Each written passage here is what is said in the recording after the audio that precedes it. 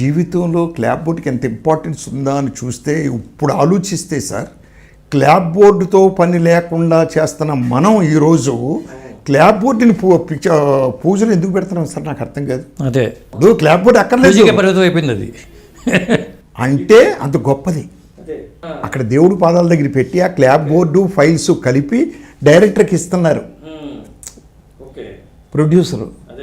అంటే అంత విలువ ఉంది క్లాప్ బోర్డుకి అనేది నాకు తర్వాత అర్థమైంది సార్. ఇప్పటికి ఉందండి క్లాప్ బోర్డుతో ఇప్పటికే చేస్తున్నారా? లేదండి, లేదుగా. క్లాప్ బోర్డుతో ఎవరు చేయట్లేదు. ఎందుకని?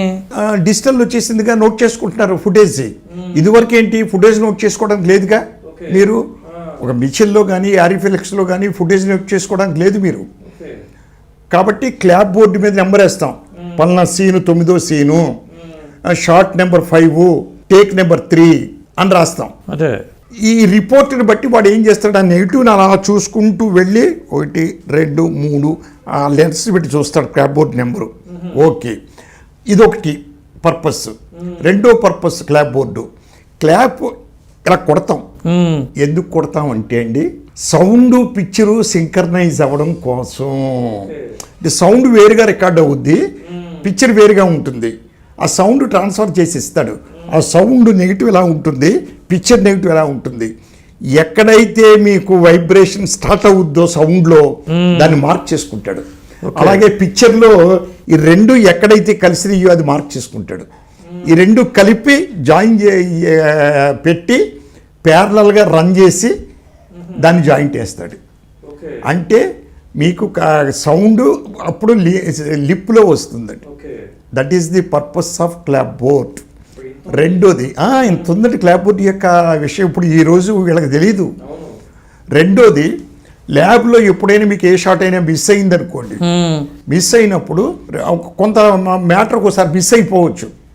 మనం ఏ రోజు తీసాము ఆ రిపోర్ట్లు ఉంటాయి కదండి, ఏ లెన్స్ వేసి తీసాము, ఏ షాట్ తీసాము అనేది ఆ రిపోర్ట్లు తీసుకెళ్ళి ఇస్తాం వాళ్ళకండి.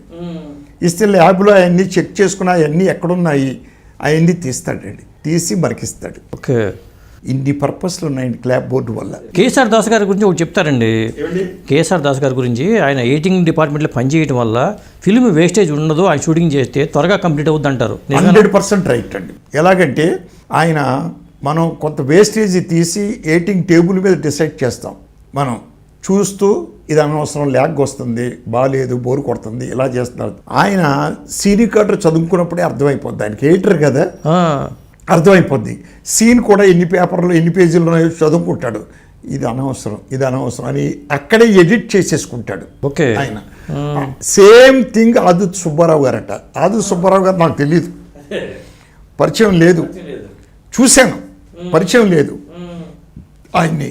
కానీ ఆయన కూడా ఎడిటరే, ఆదుత్ సుబ్బారావు గారు. కేఎస్ఆర్ దాస్ గారు same, okay, editor come director. కాబట్టి వేస్టేజ్ ఉండదండి వాళ్ళ దగ్గర. ఈ వేస్టేజ్ లేకపోవడం వల్ల మీకు కలిసి వచ్చేది ఏంటి, వేస్టేజ్ లేకపోవడం డబ్బు కలిసి వస్తుంది, టైం కలిసి వస్తుంది. ఆర్టిస్ట్ కాల్ షీట్లు మీకండి, షూట్ చేసి మళ్ళీ తీసేసి మళ్ళీ ఈ షూటింగ్ చేయడం వల్ల రోజులు పెరిగి అవర్స్ పెరిగి ఇవన్నీ వేస్ట్ మనకండి. ఇప్పుడేమవుతుంది, అసలు స్క్రిప్టే లేకుండా స్టార్ట్ చేస్తున్నాం.